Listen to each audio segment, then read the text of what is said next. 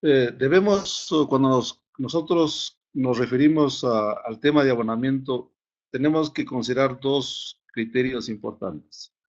Uno que está enfocado a lo que es alimentar al suelo. Eso quiere decir que hay que nutrir al suelo para que el suelo pueda aportar las condiciones necesarias para que las plantas puedan cumplir con su ciclo de desarrollo. Eso es un concepto importante dentro de lo que es el diseño del plan. Y lo otro es todo lo referido a lo que es alimentar a la misma planta. Como todos sabemos, las plantas para lograr su desarrollo adecuado requieren la disponibilidad de 16 elementos esenciales que están subdivididos en lo que conocemos como macro y micronutrientes. Estos 16 elementos esenciales son fundamentales que estén presentes para que la planta no tenga problemas en su proceso de desarrollo. Entonces, en ese sentido, creo que estos dos aspectos centrales en lo que debemos tomar en cuenta en el diseño del plan de abonamiento tiene que ver, primero, enfocar, ¿no?, las fuentes de abonamiento que estén orientados a alimentar al suelo. ¿Por qué alimentar al suelo? Porque nosotros debemos entender que el suelo es un ente vivo y como en su capa arable habitan una cantidad de microorganismos, necesitan recibir un alimento y esos alimentos básicos tienen que ver con la incorporación de materia orgánica, con la incorporación de rastrojos, con la incorporación de compost, de humus o de cualquier recurso orgánico que esté disponible para poder aportar al suelo. En este caso, el suelo será el mayor beneficiado porque vamos a mantener su actividad biológica. Y luego, por otro lado, lo que necesitamos es saber cuáles son las exigencias de los elementos nutritivos, cuáles son las exigencias de los elementos nutritivos para poder garantizar el desarrollo, en este caso ya, del cultivo. Creo que ese criterio es muy importante en lo que nosotros queremos desarrollar.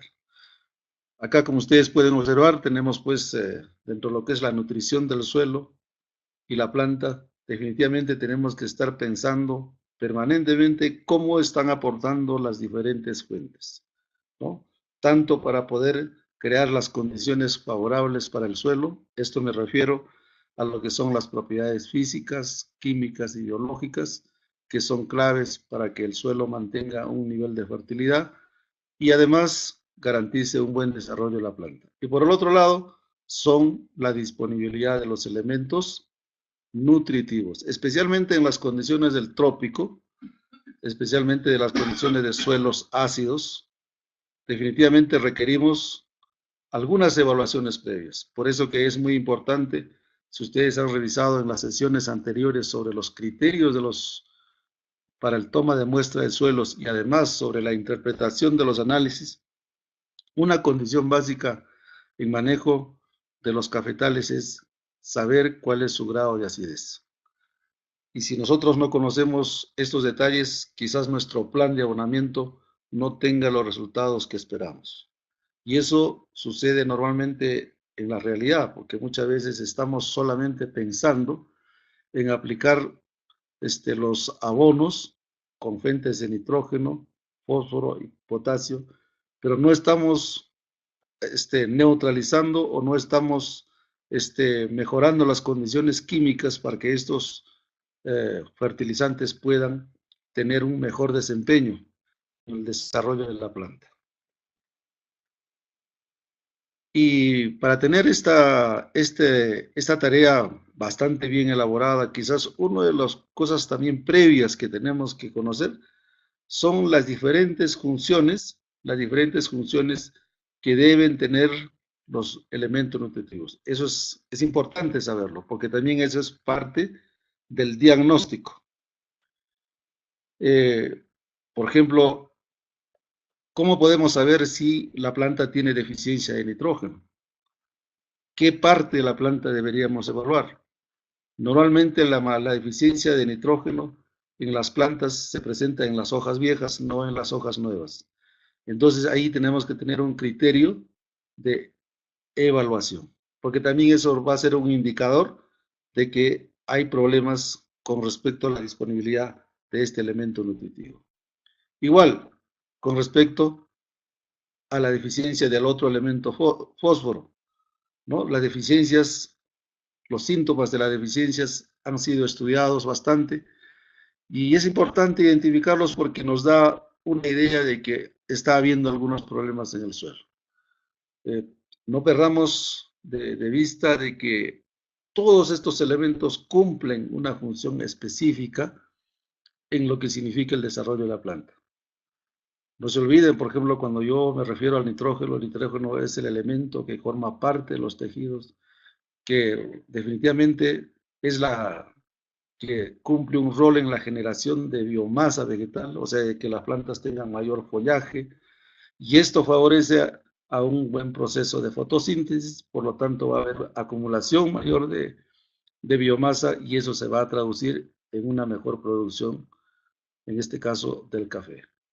En el caso del fósforo, no nos tenemos que olvidar que el fósforo es un elemento energético que tiene una función importantísima en el proceso reproductivo. Si hay deficiencia, definitivamente quizás tengamos problemas en la fructificación, ¿no? O abortos en los frutos, y eso definitivamente se traduce en pérdidas económicas. Por ejemplo, ustedes en esta imagen pueden observar los síntomas de la deficiencia del fósforo. Las hojas adquieren un color, ¿no? Un color marrón claro, y eso nos está indicando pues que hay una deficiencia de este elemento. Normalmente va a haber más deficiencia de este elemento cuando las condiciones del suelo son mucho más ácidas. Igual, tenemos el otro elemento que es importante, que es el caso del potasio. Ustedes saben que el potasio es un elemento catalizador, es un elemento que forma parte de favorece la circulación de las enzimas, ¿no? Entonces está movilizándose a través del floema y es el responsable de generar algún nivel de resistencia a las enfermedades, a las plagas, etc. Y así podemos seguir indicando las diferentes funciones que tienen cada uno de los elementos, en el desarrollo de la planta. Un buen plan de abonamiento tiene que tener una lectura real de lo que significa el rol de estos elementos nutritivos en el desarrollo productivo, ¿no? Por eso vuelvo a reiterar, hay dos miradas permanentes que tenemos que hacer cuando trabajamos en el plan de abonamiento. Uno es mirar cómo vamos a garantizar la vida en el suelo y lo otro es mirar a la propia planta. Cada planta, cada variedad va a tener algunas exigencias. Estas exigencias también van a variar en función a las condiciones climáticas, en condiciones también a los niveles de productividad que nosotros esperamos, ¿no? Por ejemplo, acá ustedes tienen unos datos solamente referenciales. Estas pueden variar de la cantidad de elementos nutritivos que requerimos si es que nosotros deseamos producir 50 quintales de café pergamino, ¿no? Entonces, esos datos que están allí nos da una idea de un valor de requerimiento de elementos como nitrógeno, fósforo, potasio, azufre, boro, carbonato de calcio, ¿no? Óxido de calcio, óxido de magnesio, etc. Estos datos, ¿cómo lo obtenemos? Lo obtenemos a través de los análisis que también podemos hacer a la propia planta. Podemos hacer estimaciones sobre la base, ¿no?, de la biomasa vegetal que se tiene a nivel del cultivo. O sea, podemos recurrir a los análisis de laboratorio, tanto así como hemos hecho los análisis de suelo, también nosotros podemos hacer los análisis de las plantas. En función a esa biomasa que estimamos, podemos establecer la cantidad de estos elementos que necesitamos. Esto es un aspecto, digamos, importante a considerar. Lo que quiero ir indicando es que el plan de abonamiento tiene que ir mirando, ¿no?, o desarrollándose sobre la base del techo de rendimiento que nosotros aspiramos.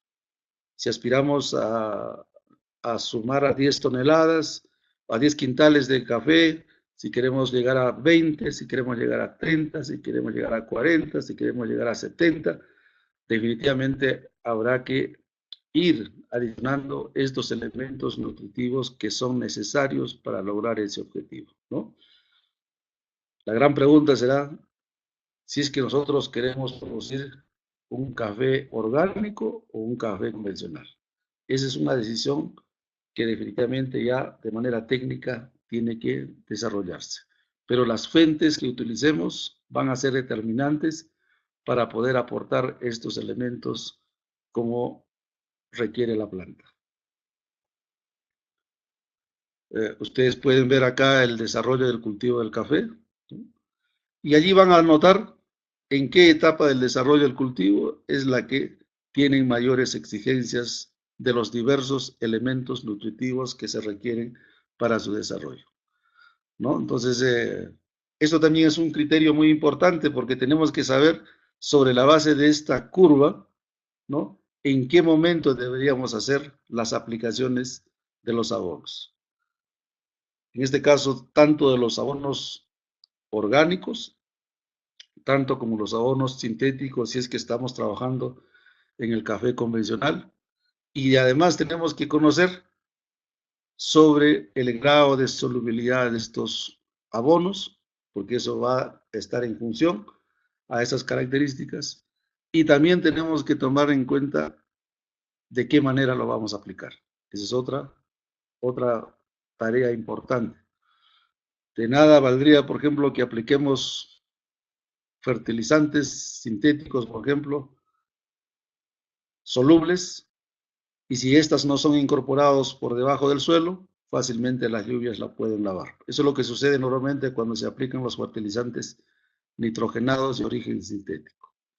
Pero si aplicamos nosotros fuentes orgánicas, estas van a tener posibilidades de mantenerse, pero su proceso de liberación de los elementos nutritivos definitivamente es lenta y paulatina, y eso implica de que tenemos que hacer aplicaciones con mucho mayor anticipación para que los elementos que liberen las fuentes orgánicas estén disponibles en el momento adecuado en la que requiere la planta para cumplir con su desarrollo. En este caso, con su desarrollo en el crecimiento vegetativo, en su etapa de floración, en su etapa de fructificación y en su etapa, pues, del proceso de maduración.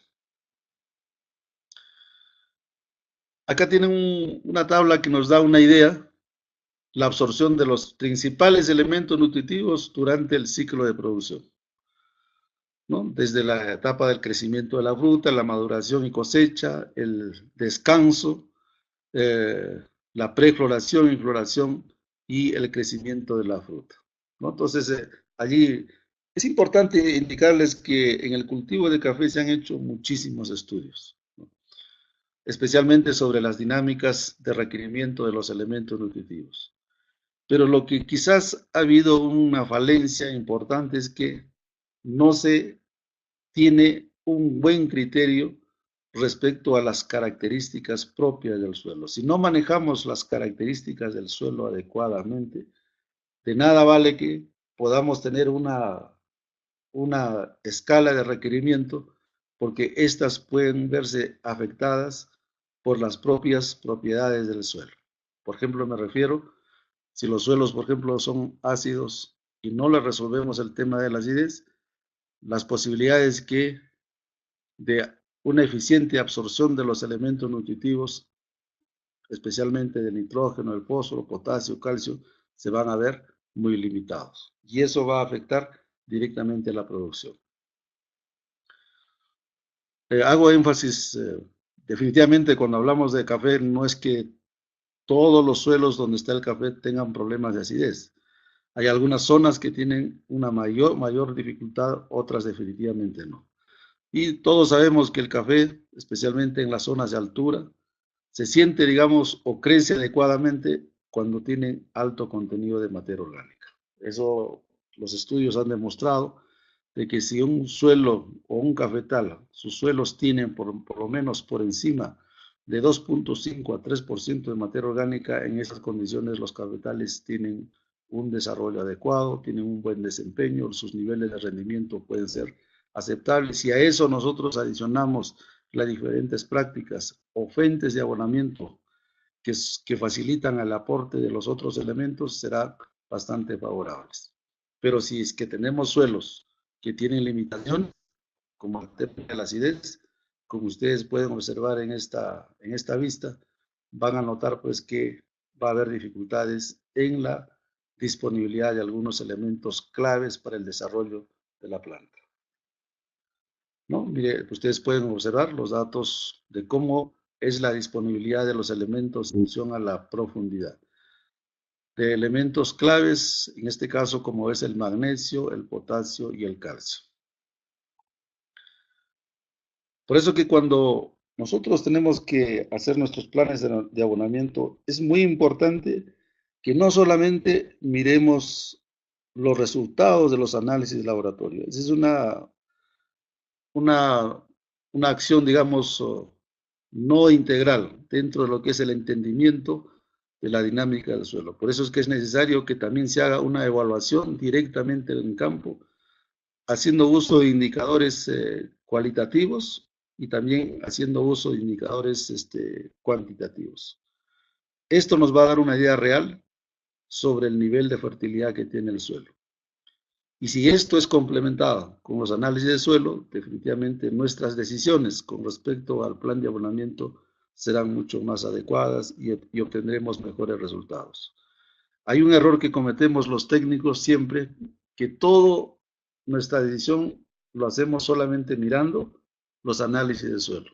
Los análisis de suelo nos dan una información, pero no es una información completa si es que nosotros no hemos hecho nuestro propio diagnóstico como técnicos y conjuntamente con el agricultor en la parcela que se quiera hacer las recomendaciones o se quiera hacer el diseño del plan de abonamiento. Creo que eso es importante. Muchos trabajos he realizado en el campo, hemos visto los análisis nos dan una información, pero si no hemos hecho un diagnóstico en el campo, no hemos hecho una calicata, no hemos analizado los horizontes del suelo, no hemos evaluado los factores limitantes que se presentan, el análisis no nos va a dar esa información y nuestra decisión en el plan de abonamiento puede tener muchas limitaciones. ¿No? Y así, podemos seguir analizando todos los elementos. No hay muchos estudios que se han hecho con respecto especialmente a elementos que son claves para que el cafetal que se obtenga tenga buena calidad. No olvidemos que uno de los valores más preciados de los cafetales es su calidad, ¿no? Y la calidad depende mucho de las características del suelo. Claro que también depende de las características climáticas del ecosistema donde se encuentra, pero el suelo cumple un rol muy importante en la determinación de la calidad. Y esa calidad está ligado al balance nutricional.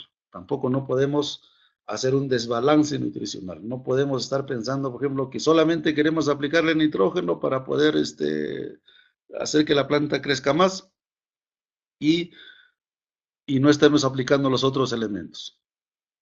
Y si alguno de los otros elementos está deficitario, la calidad del café se puede ver afectada. Por eso que es muy importante que dentro del plan de abonamiento tengamos una visión integral en lo que significa el aporte de los elementos nutritivos, ¿no? Por ejemplo, acá, si queremos resolver el tema del exceso de acidez de los suelos, por ahora tenemos muchos recursos que podemos utilizar, ¿no? Por ejemplo, bueno, quizás carbonato de calcio era uno de los recursos para poder neutralizar la acidez de los suelos. Ahora, por razones del control de drogas, este recurso no puede trasladarse fácilmente, pero existe dolomita, existe la misma roca fosfatada que pueden cumplir esa función de neutralizar el exceso de acidez, ¿no? Entonces, los recursos están y lo que sí tenemos que tener una vocación, ¿no? De que los agricultores estén pensando siempre en hacer esta tarea de alimentar el suelo y alimentar la planta. Entonces, los recursos, como yo les he mencionado, nos ayudan a resolver. Tampoco no quisiéramos eh, que se neutralice toda la acidez en el suelo, sino que podamos definitivamente, por lo menos un porcentaje de la presencia de este elemento que acidifica, que es el aluminio, sea neutralizado. Y por eso es muy importante el tema de la interpretación. Por suerte que todo eso establecido, está disponible, y en las presentaciones anteriores que ustedes ya lo tienen, están, digamos, las escalas de valoración, los rangos, para poder tener una idea en qué estado nos encontramos. Si estamos en una situación complicada o no con respecto a los diferentes parámetros que deberíamos nosotros considerar con respecto a la fertilidad de los suelos, ¿no? Como ustedes pueden observar en esta vista, eso está estudiado. Lo importante es que sepamos nosotros hacer las combinaciones respectivas para poder tener un buen plan de abonamiento. Reitero, el plan de abonamiento no es la dosis solamente. El plan de abonamiento implica diagnóstico, implica, ¿no?, la dosificación, implica la forma como debemos aplicar, la frecuencia de aplicación, y además tenemos que tomar en cuenta el rendimiento que nosotros esperamos. Entonces, si nosotros no tomamos en cuenta esos aspectos, podríamos tener esta dificultad de lograr la meta que deseamos. Ustedes tienen toda la información ahí disponible de los rangos con respecto al contenido de nitrógeno, al contenido de fósforo, al contenido de potasio, a los rangos de pH, a los rangos de conductividad eléctrica, a los rangos de contenido de materia orgánica, ¿no?, a los grados de acidez, ¿no?, a los grados de presencia de aluminio, para que con estas escalas de valoración podamos tomar las decisiones de las prácticas que tenemos que realizar con el abonamiento, ¿no? Bueno, acá están los gráficos de todas las acciones que se pueden realizar. Todo este comportamiento del manejo del suelo a nivel de su fertilidad va a depender definitivamente de las características propias del suelo, ¿no? Y eso varía especialmente en las plantaciones de café en función a la altitud en la que se desarrolla. Una cosa es los cafetales que están de 700 a 1000 metros sobre el nivel del mar, luego de los 1000 hasta los 1500, o si estamos de los 1500 hasta los 2000, los suelos van a tener diferentes características. En función a eso, es la que definitivamente nosotros debemos diseñar nuestro plan de abonamiento. Bueno, ahí tienen ustedes algunos datos relacionados al encalado en el momento de la aplicación. También hay que tener cuidado que si tenemos suelos ácidos, no debemos aplicar demasiado, porque podríamos generar un sobreencalado. Y un sobreencalado provoca un problema que es una deficiencia del elemento fósforo por el exceso de calcio. Pero normalmente eso es difícil de llegar. Por eso se recomienda que cuando se neutraliza el grado de acidez estemos neutralizando solamente el 80%, ¿no? Así nos evitamos estos problemas laterales. Y además, cuando nosotros aplicamos las fuentes de encalado, como la roca fosforatada o la dolomita, hay que hacerlo con una debida anticipación. Ustedes saben, por ejemplo, que en muchas partes del país se han entregado como parte de los programas de apoyo productivo en la roca fosfatada, pero de mi experiencia he observado de que muy pocos agricultores le dan importancia. Muchas veces reciben la roca y ni siquiera lo aplican, porque tienen una duda de que parece, digamos, una arena. Ahí falta un trabajo de asistencia técnica o de acompañamiento para demostrarles que esta roca tiene un ¿no?, doble propósito. Aporta fósforo y neutraliza la acidez del suelo. Entonces, sus efectos no son inmediatos, sus efectos son paulatinos. Los resultados los vamos a evidenciar en el tiempo. Lo que pasa es que si nosotros queremos que los resultados sean inmediatos, comparado a los fertilizantes solubles, definitivamente no va a ser, digamos, una forma adecuada de comparación. Esos criterios necesariamente hay que manifestarle a los productores. Hay muchos resultados, ¿no? Resultados de abonos que hay. En el mercado existe también, por ejemplo, como el Compomaster Café que se vende, ¿no? y han hecho estudios de campo y los resultados son como ustedes pueden observar. Los incrementos en el rendimiento pueden ser significativos. Todo depende, ¿no?, de cómo nosotros estamos manejando la fertilidad del suelo y cómo nosotros estamos incorporando las fuentes de nutrientes. También sobre la base de estos resultados nosotros podemos hacer nuestro análisis de costo. Nuestro análisis de costo se hace sobre la base de los rendimientos que se obtienen y en función a la necesidad de elemento nutritivo que se requiere para lograr ese rendimiento. Y sobre esa base se hacen los cálculos de costo y podremos determinar el costo-beneficio de la aplicación de las diferentes fuentes que estamos utilizando. Si es que estamos en un modelo de producción orgánica o si es que estamos dentro de un modelo de producción convencional, ¿no? Entonces, ahí tenemos algunos datos que les he colocado con respecto a la aplicación de los abonos en diferentes localidades. Definitivamente la aplicación de abonos orgánicos, sintéticos, va a tener una influencia directa en el desarrollo de la planta. Es un factor determinante en lo que es la productividad. Más aún cuando nosotros queremos alcanzar mayores rendimientos. Pero también quisiera dejarlo indicado que tenemos que hacer un proceso de aplicación de fuentes de abonamiento que te aporten desde el uso de los desechos orgánicos procesados como el compost, el humus, el bokashi, etc.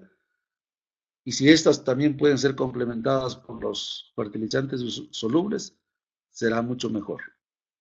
Eso depende, como vuelvo a repetir, del nivel de rendimiento que nosotros deseamos, ¿no? Estos resultados, por ejemplo, que les estoy mostrando es parte, digamos, de la aplicación de diversas fuentes de fertilización. Seguramente podemos encontrar en el mercado otras fuentes. También nosotros podríamos desarrollar nuestras propias fuentes de requerimiento. Por ejemplo, una de las grandes limitaciones que se tiene en lo que es la aplicación de los fertilizantes solubles es su eficiencia. Si nosotros aplicamos bajo las formas tradicionales como se hace, la eficiencia de uso de los fertilizantes solubles, por ejemplo, como es el caso de los nitrogenados, la eficiencia es bajísima. Estamos hablando de 30 hasta 40%, ¿no? Muchas veces aplicamos estos fertilizantes y la planta solamente puede aprovechar ese porcentaje y el resto se convierte en un factor de contaminación, un factor de pérdida económica. Por eso hoy por hoy se está trabajando en esta tecnología de aplicar estos abonos solubles en forma líquida mediante la técnica del drench, que seguramente muchos de ustedes ya lo están aplicando. Por ejemplo, esta técnica aumenta la eficiencia de uso de estos fertilizantes solubles. Y si tuviéramos oportunidad de aplicar sistemas de riego tecnificado, que ahora como ya se están haciendo en algunas zonas cafetaleras de Jaén, en San Ignacio, creo que eso podría tener mejores resultados aún.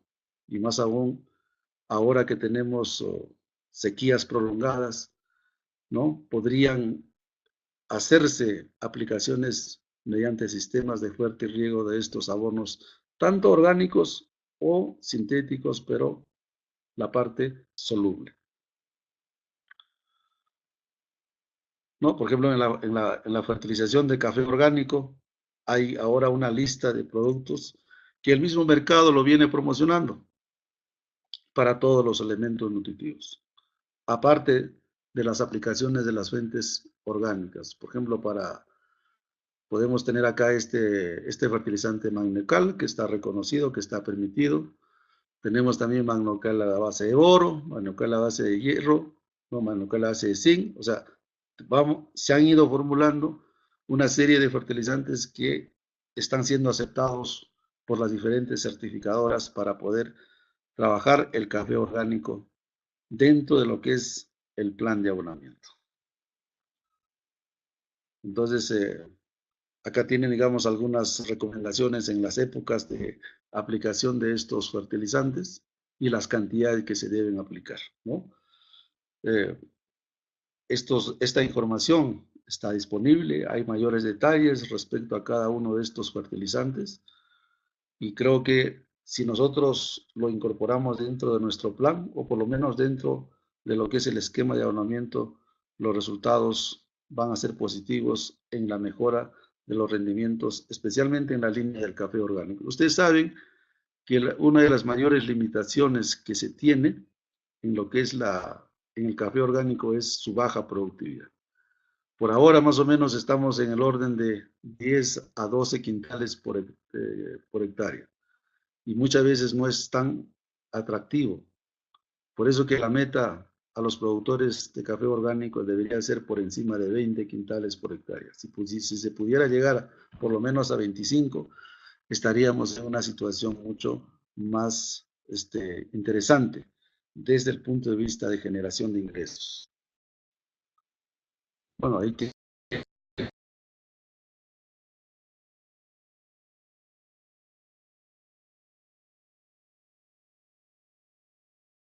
tener un caso de orgánico, ¿no?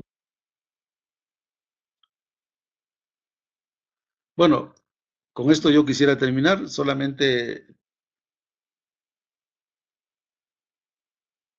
yo quisiera con esto terminar para decirles de que el plan de abonamiento depende mucho, necesitamos, depende mucho de lo que es las propiedades del suelo, depende mucho de las condiciones climáticas y depende mucho del enfoque hacia qué tipo de café nosotros queremos orientar nuestro trabajo. Bueno, muchas gracias y espero que, digamos, haya sido útil. Estoy atento a ustedes a recibir sus consultas y sus preguntas respecto a este tema.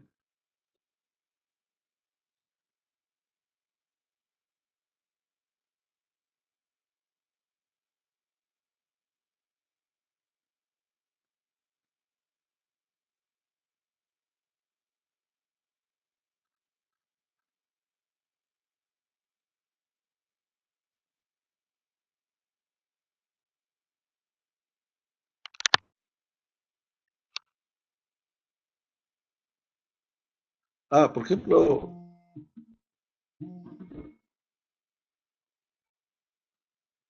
con respecto a la consulta de Delki respecto al rol del silicio, yo creo que este es un elemento importante, especialmente en la resistencia a enfermedades. Hoy por hoy está demostrado que el silicio ayuda enormemente a resistir, por ejemplo, la roya, a resistir el ojo de gallo. Yo creo que eso es un asunto, digamos, clave en lo que es el tema de la sanidad de la planta, ¿no?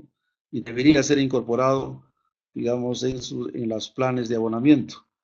¿Y cuál es la fuente de silicio? Por ejemplo, por el arroz, ¿no? Podría incinerarse y podría utilizarse esas aplicaciones o podría buscarse otras fuentes que contengan silicio dentro de lo que son los planes de abonamiento.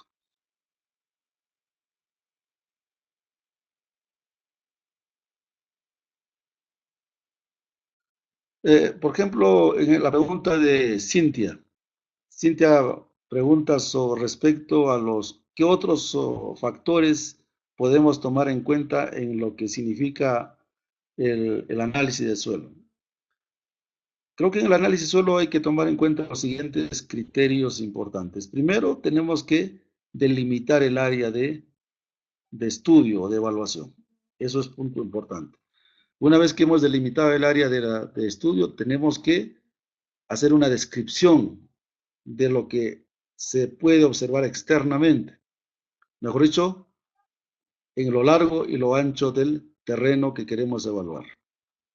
Luego tenemos que, por lo menos, nosotros que queremos hacer la evaluación, tenemos que hacer una calicata para saber cuáles son las características o en qué estado se encuentra este suelo. Yo creo que a partir de eso podríamos hacer el muestreo bajo los diferentes criterios de toma de muestras que ya están establecidas. Por supuesto que tenemos que tomar datos del lugar, datos climáticos, ¿no? Que tienen que ver con precipitación pluvial, la pendiente, el tipo de cobertura vegetal o tipo de vegetación que se encuentra, eso será bastante importante, ¿no? Bueno, en el caso, por ejemplo, del que mencionó el caso de níquel, en realidad Yo no he mencionado algo relacionado a níquel, no tengo una información exacta cuál podría ser su función, pero podría verlo después para poder compartir qué función podría tener este elemento.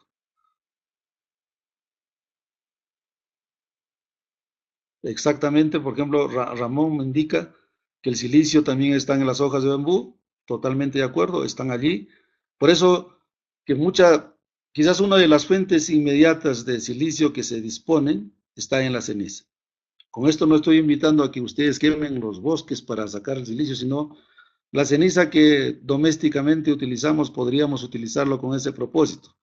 Por ejemplo, la cola de caballo es una planta que por naturaleza propia tiene contenido de silicio.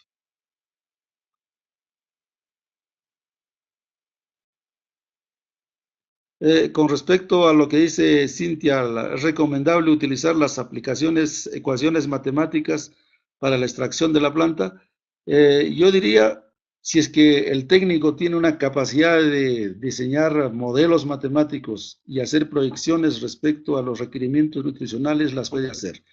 Pero yo soy de la idea que no nos compliquemos demasiado la vida con respecto a hacer estos modelos, porque al final de cuentas los modelos matemáticos funcionan cuando los parámetros establecidos son constantes. Si no, simplemente es un ejercicio interesante, pero que no ayuda demasiado. Si tuviéramos el control de todos los factores, las ecuaciones matemáticas en lo que significa extracción de nutrientes podrían ser útiles. Si no, simplemente hay que trabajar con mucho sentido común, tratando de ir mirando cómo nosotros integramos las diferentes prácticas de manejo para garantizar la fertilidad del suelo y a partir de eso nutrir a la planta.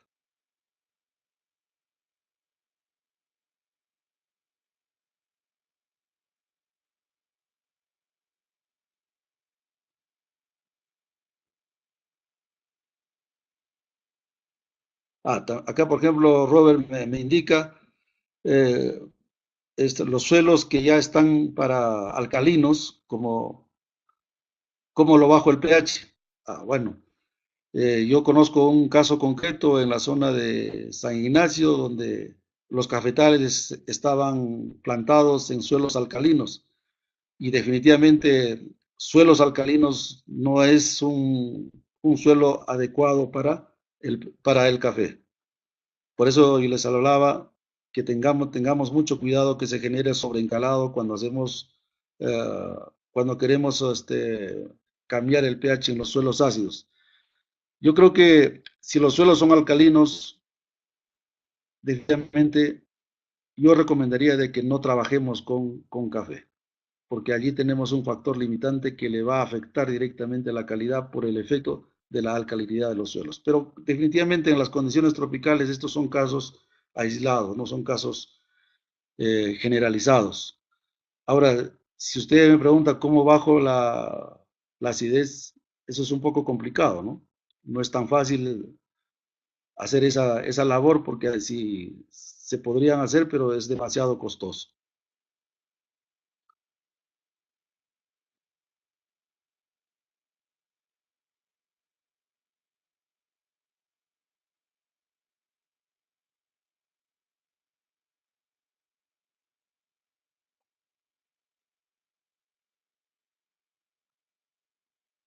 Por ejemplo, acá dice la cascarilla de arroz está utilizándose en la industria ladrillera. Esa ceniza podría utilizarse, por supuesto. Por ejemplo, tiene bastante sílice. En vez que quede, digamos, como un desecho, podría ser utilizado y ese es un recurso que está allí, ¿no?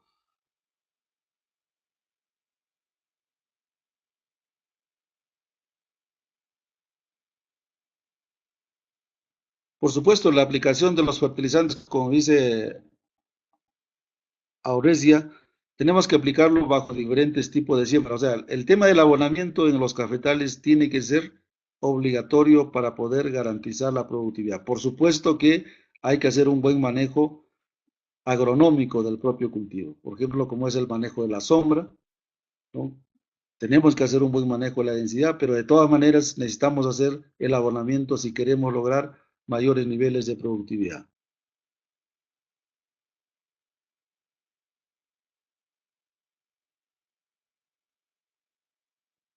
Por ejemplo, lo que me dice Ramón.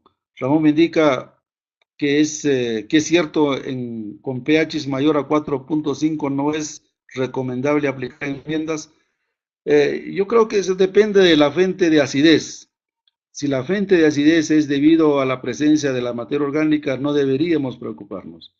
Pero si la fuente de acidez es debido a la presencia de aluminio, a la presencia de hierro, a la presencia de manganeso, sí habría que aplicar enmiendas. De todas maneras, ¿para qué? Para mejorar un poco más el pH.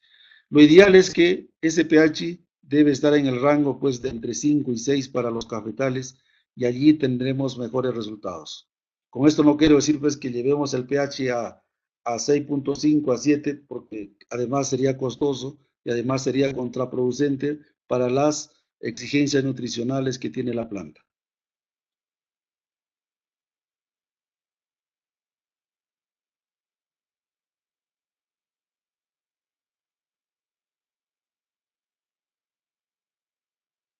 Bueno, de acuerdo con esta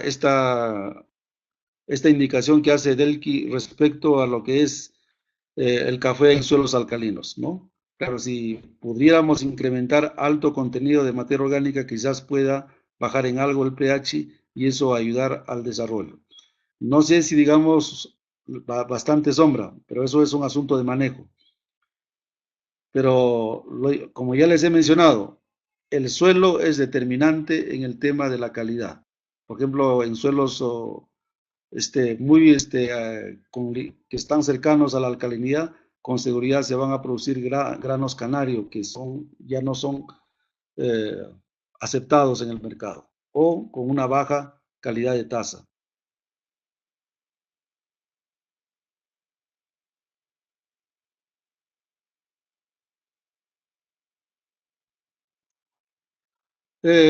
Con esta observación de Cintia con respecto a que en la caficultura orgánica se está restringiendo la roca fosfórica, yo creo que eso es una apreciación, por lo menos desde mi punto de vista, equivocada.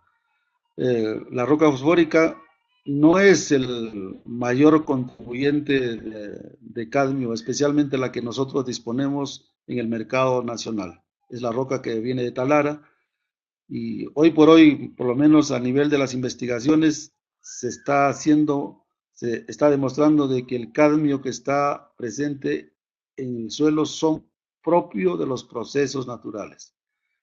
Para el caso del café, esto no es ningún problema. La presencia de cadmio es un problema para el caso del cacao. Por eso es que ahora se está recomendando de que antes de hacer una plantación de cacao tenemos que determinar la presencia de cadmio si está por debajo de los límites máximos permitidos, porque es parte de una recomendación preliminar que se está haciendo al respecto.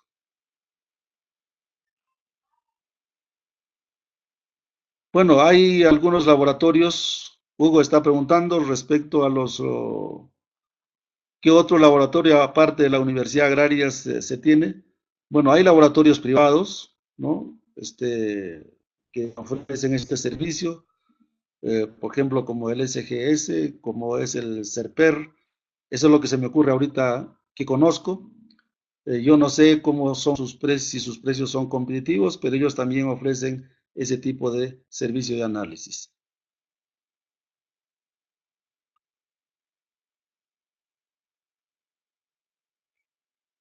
Bueno, también exactamente, el Instituto de Valle Grande también tiene un laboratorio. Una cosa que de la experiencia que tengo también, muchos análisis de suelos no coinciden con algunos resultados de campo. Y eso ha sucedido de unos trabajos que yo realicé por la zona de Sangabán. Tuve la oportunidad de revisar muchos análisis de suelo y nos dimos cuenta pues que cuando hicimos la inspección de campo, los análisis no correspondían a las características que tenía el suelo. Por eso es que cuando se envía una muestra, digamos, se envían muestras de suelos para ser analizados a los laboratorios, deberían utilizarse también otros laboratorios referenciales. Por lo menos de algunas muestras deberían mandarse a otro laboratorio y así poder comparar los resultados. Ahí tendremos una idea del nivel de precisión que tiene cada uno de los laboratorios. Por eso que yo soy partidario de que Si bien es cierto, nos da una buena información los análisis de laboratorio, pero también hay que hacer una muy buena evaluación a nivel del trabajo de campo.